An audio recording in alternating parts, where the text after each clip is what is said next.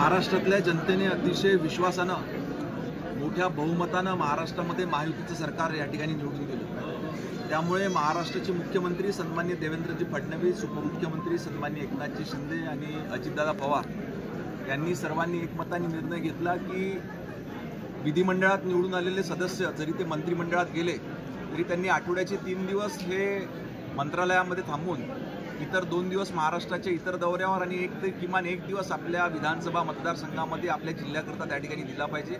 याच्याकरता आपण मागच्या अनेक वर्षाची परंपरा कायम ठेवत या ठिकाणी जनता दरबाराचं आयोजन वर्धा जिल्ह्यामध्ये देखील केलं आणि याच्यानंतर देखील करत राहू। याच्यामध्ये साधारणतः नगरपालिकेशी निगडीत काही समस्या लोकांच्या आहेत, काही भूमी अभिलेख कार्यालयाशी संबंधित काही अडचणी आहेत, शेतकऱ्यांच्या काही अडचणी यांच्या पांदन रस्त्यांच्या आहेत।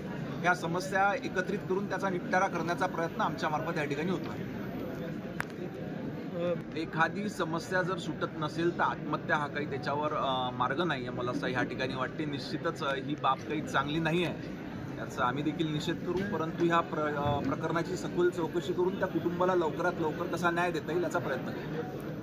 सर, शहर आहेत तिथे पाणी नाही, पाणी नाही, इलेक्ट्रिक नाही, संडास व्यवस्था नाही, कुंपण नाही, आपली दिशाभूल केली जाते, काय सांगत? नाही, ही तुमच्यापर्यंत मिळालेली माहिती चुकीची आहे। तिथे 1-2 सुविधा नव्हत्या, परंतु त्या सुविधा देखील तातडीनं उपलब्ध करून देण्याच्या सूचना प्रशासनाला त्या ठिकाणी दिल्या आणि वन स्टॉप सखी सेंटर जे जुनं होतं तिथली अवस्था अतिशय दयनीय होती, म्हणूनच हे त्या ठिकाणी लवकरात लवकर नवीन सुरू झालं पाहिजे आणि ज्या 1-2 सुविधा नव्हत्या त्या तातडीनं त्या ठिकाणी उपलब्ध होतील।